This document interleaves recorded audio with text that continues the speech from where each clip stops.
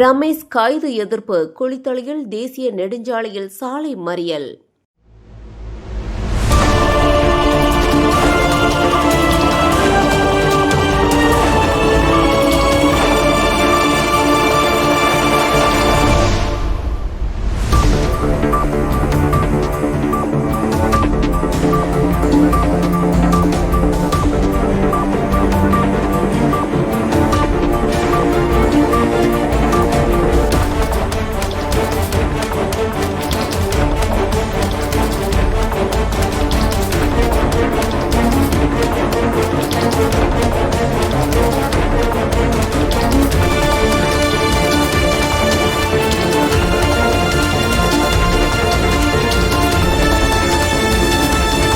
கரூர் மாவட்டம் குளித்தலையில் பரபரப்பான சம்பவம். மருத்துவமனையில் சிகிச்சை பெற்று வந்த தமிழக வெற்றிக் கழக ஒன்றிய செயலாளர் ரமேஷை போலீசார் கைது செய்ததற்கு எதிர்ப்பு தெரிவித்து அவரது உறவினர்கள் கரூர் திருச்சி தேசிய நெடுஞ்சாலையில் திடீர் சாலை மறியல் போராட்டத்தில் ஈடுபட்டனர்.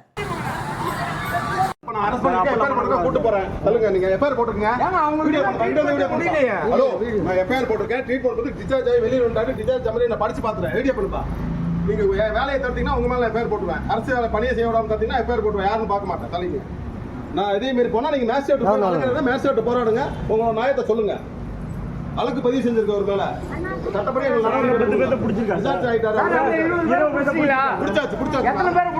அது வழக்கு வந்து புலமை சார்ந்த இருக்கப்ப நான் யாரும் எதுவும் சொல்ல முடியாதுங்க. பெண் தொடர்பான புகாரில் இரு தரப்பிலும் வழக்கு பதிவு செய்யப்பட்ட நிலையில் முசிறி தனியார் மருத்துவமனையில் சிகிச்சை பெற்று வந்த ரமேஷை குளித்தலை போலீசார் கைது செய்து காவல் நிலையத்திற்கு அழைத்து வந்தனர்.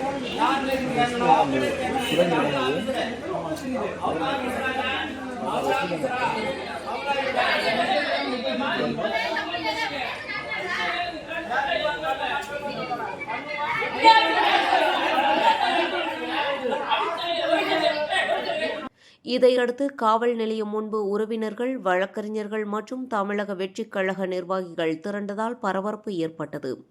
பின்னர் தேசிய நெடுஞ்சாலையில் சுமார் 1 மணி நேர சாலை மறியல் நடைபெற்றதால் இருபுறமும் போக்குவரத்து கடுமையாக பாதிக்கப்பட்டது. போலீசார் போராட்டக்காரர்களை அப்புறப்படுத்தியதைத் தொடர்ந்து போக்குவரத்து மீண்டும் சீரானது.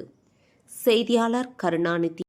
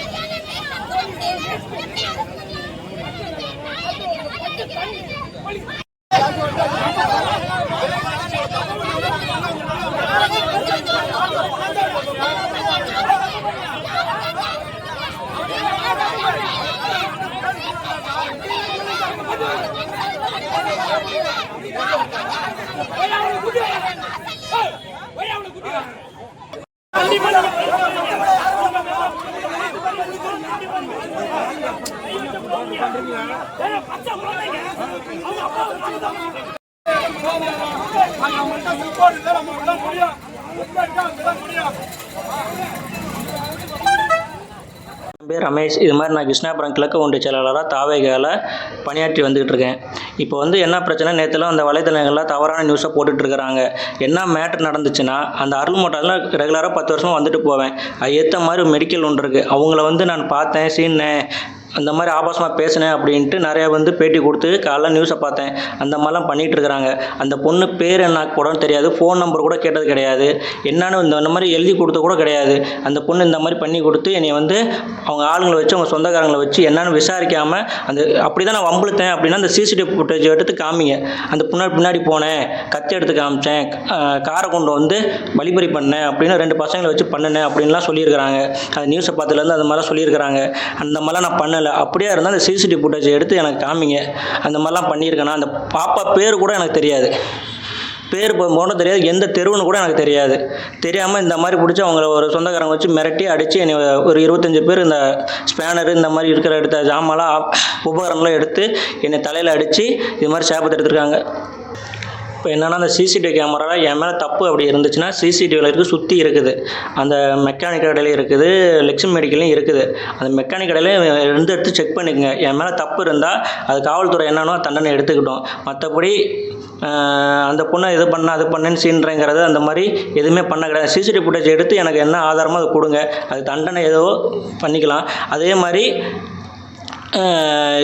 இந்த இவ்வளோ தூரம் வந்து பசங்களை வச்சு அடித்ததுக்கு ஒரு தண்டனை வாங்கி கொடுக்கும்போது தமிழ் அரசுக்கு நான் ஒரு கோரிக்கை மாதிரி வைக்கிறேன்.